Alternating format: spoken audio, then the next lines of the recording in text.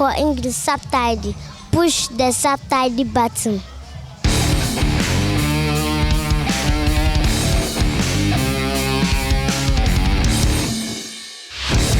Hallo zu einer neuen Reptil-TV-Folge.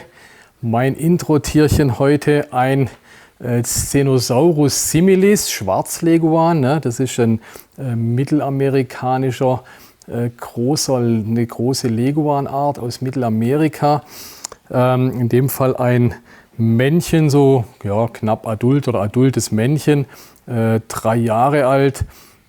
Die Stenosaurus, früher gab es die relativ viel im Handel, mittlerweile sind die recht rar geworden, sind mittlerweile alle Stenosaurus-Arten stehen unter WA2, also man braucht CITES dafür, werden deswegen auch nicht mehr exportiert aus Mittelamerika. Also früher ein häufiges Tier, mittlerweile schon eher eine Rarität. Ja, wirklich tolle, hübsche, große Leguane. Man muss sich ein wenig Zeit nehmen für die. Dann werden sie und bleiben auch recht schön zahm. Den hier haben wir leider, das haben wir bei dem hier gleich ein wenig verpasst. Der ist ein bisschen wild, versucht sein Heil immer in der Flucht. Aber wie gesagt, wunderhübsches Tier und deswegen heute mein Intro-Tierchen für euch. Das Thema heute seht ihr hier aufgebaut. Terrariengestaltung, naturnahe Terrarien, ein bisschen als Überbegriff. Zum einen haben wir hier schon ein bisschen was vorbereitet, zum anderen habe ich euch den Eugen hier mitgebracht. Eugen ist seit 10, 15 Jahren Kunde bei mir. Und durch Zufall sind wir drauf gekommen. Er hat mir ein gezeigt, ja, guck mal hier meine Terrarien, so und so mache ich das. Ne? So genau, hat sich das irgendwie ergeben. Und dann habe ich gesagt, klar, komm hierher, das müssen wir filmen, wie du das machst. Und jetzt hast du schon mal ein bisschen angefangen, gell, dass wir können ja hier nicht euch 4 Stunden lang hier durch das ganze Ding führen, beziehungsweise wie viel Zeit hast du jetzt ungefähr gebraucht bis zu dem Schritt? Ich würde so in etwa sagen 2 Stunden. Gute 2 Stunden, ja, 2, 3 Stunden würde ich auch sagen. Genau. Und was hast du bis jetzt gemacht? Was haben wir gemacht? Zum einen mal hier 2 Grundplatten angeklebt, oder? Seitenwand, genau, ja. Rückwand. Hier haben wir es dann ein bisschen abgeschrägt, dass es auch besser aussieht. Und dann hat man hier so Steine geschnitzt und die an die Wand befestigt. Okay, nochmal kurz eben die Grundplatten, die klebst du erst mal hin. Genau, ne? Ja. Hier mit unserem Terrafix geht recht gut, beziehungsweise ist super, hat man den, also im Prinzip, man könnte auch Silikon nehmen oder zum Ankleben oder Fliesenkleber würde wahrscheinlich auch gehen. Ich meine, der hat einfach den Vorteil, er stinkt nicht wie die Sau, ist ungiftig, also eignet sich recht gut. Leider ein bisschen teurer wie Silikon, aber sonst eine super Sache. Damit hast du die Seiten- und Rückwand angetupft, ne? Einfach 4, 5 so Tupfer drauf hingeklebt. Und dann ging es mit den Steinern los, ja, oder? Genau. Die Steine werden genauso festgeklebt wie jetzt die Grundplatte. Und dann verstärkt man das noch mit so Schaschlikspießen. Die drückt man dann quasi in die Steine noch rein als Stabilisierung. Okay, dass die einfach einen Halt da dran haben. Okay, guck, da einen Stein haben wir noch übrig gelassen. Ja. Den können wir gerade mal, kannst du gerade mal zeigen im Prinzip, wie es funktioniert. Okay, Kleber drauf. So, an die schöne Stelle drücken. Als Material hast du jetzt Styropor, gell? Styrodur würde auch gehen, oder? Also ja. Ich weiß so aus früheren selber Bastelzeiten, Styropor, Styrodur waren so die 2 Mittel zum Zweck. Wieso hast du jetzt Styropor verwendet? Egal oder? Ist eigentlich egal. Vorteil, also, Nachteil, Styropor, Styrodur? Würde ich jetzt nicht sagen, also spielt eigentlich in dem Sinne keine Rolle. Ich glaube, Styrodur ist noch gleich wegen härter letztendlich. Gell? Das Styropor hat halt mehr so die Kügeleform. Okay, und die Steine hast du wie bearbeitet, kann man sich schon relativ denken, aber wichtig, eine gerade Kante zu haben natürlich, ne, damit man es ankleben kann. Ja. Und wobei das auch jetzt keine große Rolle spielt, weil man ja mit einem Schaschlikspießen die ja dann noch fixiert. Aha. Und das hält auch so. Aber natürlich besser nimmt man die flache Seite und dann geht es auch viel einfacher. Und am liebsten nimmt man ein Küchenmesser. Aha. Geht einfach Besser wie Besser. Teppichmesser oder was? Finde ich schon, ja. Genau. Scharfes Und Küchenmesser. dann eben überlegt man halt, wohin kommt jetzt der Stein in etwa, soll es jetzt in die Ecke sein oder direkt an die Wand. Aha. Wenn man es jetzt in die Ecke machen will, dann könnte man quasi hier so ein Dreieck ausschneiden, um das dann direkt dann so in die Ecke zu drücken. Okay. Und das kann man mal gerade einfach hier Ja, wenn wir nochmal sagen, hier wird man so einen kleinen machen Stein nochmal klein, hinmachen, ja. kann man da nochmal zeigen. Genau. Okay. Alles Geräusch. Jetzt gibt es ja, ich glaube, der Gag am Styropor ist, manche können es hören, manche können es nicht hören. Die, wo jetzt das Ohrensausen kriegen, ich glaube, es hat mit der Frequenz zu tun. Ne? Die haben die hören eine besonders hohe Frequenz. Jetzt in dem Fall könnte man den auch so hier dran heften. Dann würde es reichen, wenn man hier die Kanten abschneidet. Einfach die Kanten wegen brechen, okay. Und ja, man kann auch sich Bilder angucken von irgendeinem Naturfels oder irgendeiner Felswand und sich da ein bisschen Ideen, Inspiration genau, zu holen ja. oder sowas. Ja. Also ich denke, ihr müsst schon wegen künstlerisch und ja, technisch begabt sein, aber auch künstlerisch. Mein Problem bei sowas ist, ich bin da was das Künstlerische betrifft, ein totaler Tiefflieger. Ne? Bei mir sehe das hinterher, ich weiß nicht, entweder aus wie mit dem Lineal hingemacht oder wie hingepfuscht oder sowas. Ich habe da leider kein Auge dafür. Ich glaube, bei dir ist das ein bisschen, du bist da ein bisschen besser veranlagt wie ich. Ne? Jetzt könnte man Okay, so einen jetzt eben und den tun wir dann auch wieder mit. Schauen wir es gerade wieder noch mal. mit dem Kleber, genau.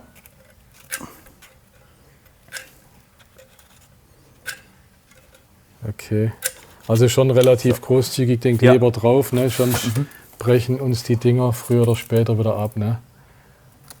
So, den klemmen wir Machen jetzt wir hier hier hin. noch rein. Okay. Und dann nimmt man Und dann kommen die Schaschlikspieße wieder Schaschlikspieße. zur Befestigung. Was mir jetzt gerade auch noch auffällt, wir haben jetzt in dem Fall Seitenwand und Rückwand gemacht.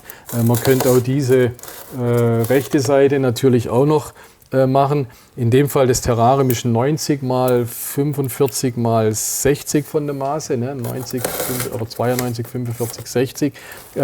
Da würde ich empfehlen, nur eine Seitenwand zu machen. Macht ihr die zweite noch, wird das Ganze vielleicht wenn zu eng, zu klein. Ne?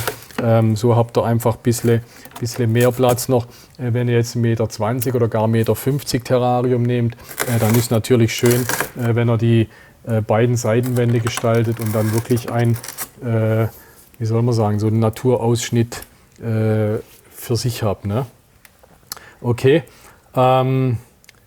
Jetzt haben wir unsere Felsen dran. Was kommt als nächste Schritte? So, als nächstes nimmt man so eine Drahtbürste und tut quasi die Rückwand noch ein bisschen ausschaben, sodass Dass die nicht so plan aussieht. eben, Oder dass alles dass wegen es mehr einfach ein bisschen natürlicher aussieht. fließendere Übergänge Genau, hat ja. oder sowas, oder? Also Okay. könnte man da einfach hier so vorgehen. Und hier quasi so Löcher ausschaben. Okay. Wichtiges Utensil ist der Staubsauger, nehme ich an. Und am besten macht es, wenn euer Partner, sei es Mann oder Frau, Freund an dem Tag nicht zu Hause sind. Ich würde sagen, da brauchst du eine Weile dazu. Ne? Ja. Dann lasse ich dich mal machen. Also ausschaben, was kommt danach? Danach kommt rühren wir den Fliesenkleber, an und fangen an mit Einstreichen mit Fliesenkleber, oder? Dann lasse ich dich die zwei Sachen mal machen, tust es wegen so eben die Struktur noch wegen ausgleichen, Fliesenkleber dran und dann sehen wir uns wieder und ich gehe so lange Kaffeepause machen. Alles klar.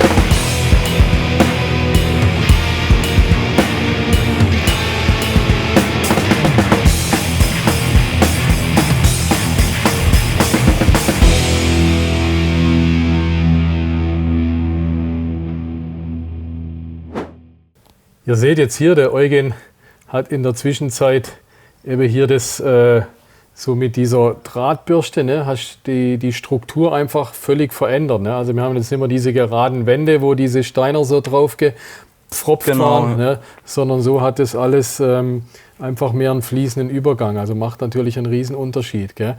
Dann hast du hier die Ecken jetzt abgeklebt mit Klebeband. Ja. Rein, damit man nichts versauen, Ja, verschmieren, genau, oder? das Terrarium eben nicht versaut Nicht wird. dadurch, verdreckt ja. wird, okay. Dann haben wir hier einen Sack Fliesenkleber. Hier haben wir so eine braune Farbe. Die Farbe könnt ihr gleich bei dem Fliesenkleber, kann man mit reinmischen, ne, damit das Ja. einfach, der Fliesenkleber selber hat ja so eine hässliche Farbe eher, gell? Also das ist dazu da, damit es ein wenig natürlicher aussieht, Ja, oder? genau, es sieht dann schöner aus, wie Okay. jetzt die Farbe vom Fliesenkleber. Vom Fliesenkleber, genau. Und eben die Farbe direkt mit reinmischen, dann braucht man es nicht hinterher anstreichen oder so, dann ist die Farbe im Kleber Ja. drin und das Ganze hat diese Optik. Ja. Okay, was käme als nächstes? Jetzt eben müsste man dann einen Fliesenkleber erstmal anrühren. Den rührst du an, genau. Das Terrarium stellen wir auf die Rückwand, Genau, gell? ja. Hast du gesagt. Drehen wir um, okay, du rührst den Kleber an, ich drehe das Terrarium um, irgendwie so. Und dann wird das eingestrichen als nächster Punkt. Genau, ja.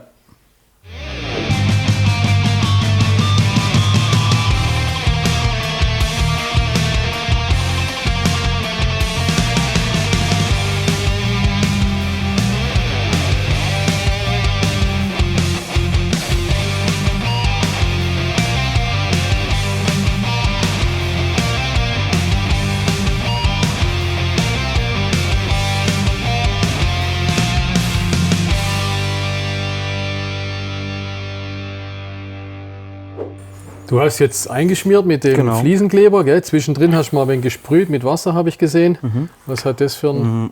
Ja, um einfach Zeit zu gewinnen, weil eben sonst trocknet der Fliesenkleber zu schnell an und dann haftet der Sand dann nicht richtig an der Rückwand. Ah, okay. Also der muss natürlich feucht sein, damit den Man Ding... könnte den dann vielleicht noch etwas cremiger machen, aber letztendlich wäre... Den Fliesenkleber meinst du Ja, jetzt, oder? den könnte man auch noch ein bisschen, aber den kriegt man dann halt nicht so dick aufs Styropor auf, wie wenn Aha. man den jetzt so etwas dicker... wenn er genau. cremiger ist. Jetzt ist er relativ dick und fest, Genau. oder? Und du meinst jetzt im Prinzip dünner anrühren.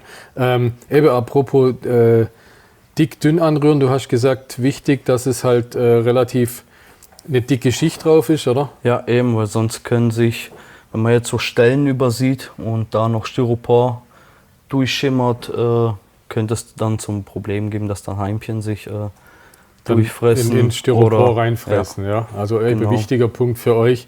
Wenn es kleine Stellen gibt ohne Fliesenkleber, ne, die Terrarien sind ja in der Regel für Echsen, ihr verfüttert Heimchen und die Heimchen fressen sich dann ins Styropor rein, ne, wenn da irgendwo nicht dick genug aufgetragen ist. Das ist wirklich ein wichtiger Punkt. Ich habe vor 20 Jahren habe ich das auch mal gemacht gehabt und war da ein bisschen schluderig vielleicht. Und wenn die Heimchen da eine Stelle finden ohne Kleber, dann können die wirklich den Styropor anfressen oder auffressen und fressen sich dann richtige Gänge in das Styropor rein. Ne? Also das auf jeden Fall zu beachten. Gell? Gut, nee, dann jetzt nächster Schritt wäre jetzt den Sand drauf machen. Gell? Ja, Dazu lassen wir es noch weiter auf dem Rücken liegen, so wie jetzt, oder? Und dann die Seitenwand. Ja, dann kannst du anfangen mit dem Sand. Können wir jetzt vielleicht direkt gleich zeigen, gell? ja. Dann nehmen wir so einen Sand. Wichtig ist, dass er auch trocken ist, Okay. weil nass bleibt da eben dann am Fliesenkleber nicht wirklich haften. Okay, also der Fliesenkleber nass und der Sand trocken. Haben wir die Schaufel ein wenig zu groß gewählt, passt nicht in den Eimer, gell? Okay. So, und dann kann man das einfach hier so streuen.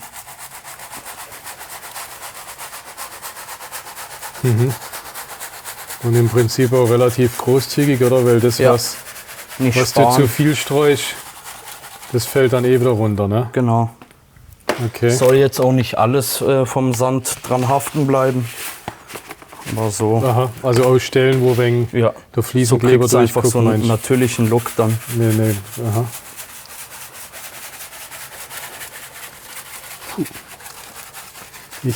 Ich lass dich stauben, Ja. verpiesel mich und lass dich was weitermachen.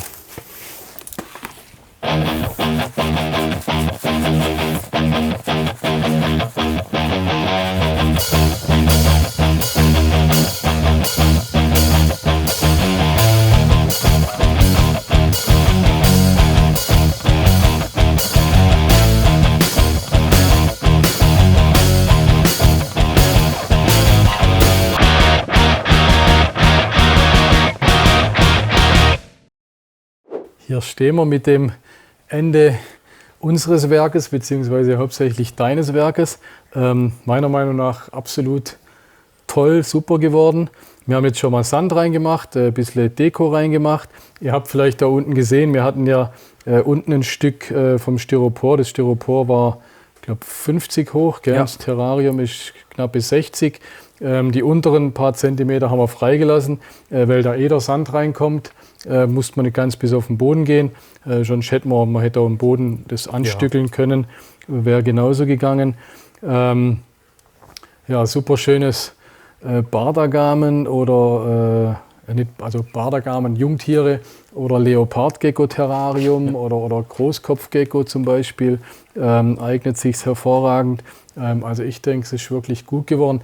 Kostenmäßig von meiner Seite Terrarium 100 Ungrad Euro. Was hast du an Also die Material? Rückwand in der Größe kommen wir so auf 50 Euro. Material, knappe Material 50 Euro, kosten, gell? ja. Fliesenkleber, Styropor, die Farbe, Ja, die Zahnstocher. Das war es schon ziemlich. ja, Gell? Pinsel und so. Also das Werkzeug Kleinkram, noch ein bisschen aber dazu, genau. Hast du noch irgendwelche Tipps, Anregungen zum Schluss, irgendwas? ja, jetzt anstatt Kunstpflanzen kann man auch echte Pflanzen reinmachen. Wird dann noch natürlicher aussehen. Und ansonsten würde ich das so lassen. Alles gesagt worden.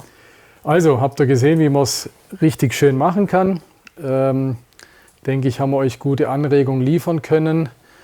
Dir danke fürs Machen, fürs Kein Vorbeikommen, fürs Zeigen. Und gerne unten kommentieren oder wenn ihr Fragen an Eugen habt, könnt ihr bestimmt unten stellen unter dem Film. Eugen guckt rein und kann es sicher beantworten. Und wer noch mehr von uns sehen will, hier unser letztes Video könnt ihr euch anschauen oder hier ein zufällig für euch ausgewähltes Video. Und besonders wichtig, wie bei YouTube immer, abonniert unseren Channel, gebt uns einen Daumen hoch, macht die Glocke an, dass es immer aufpoppt. Und wenn ihr Terrarienprodukte braucht, schaut in den Shop rein.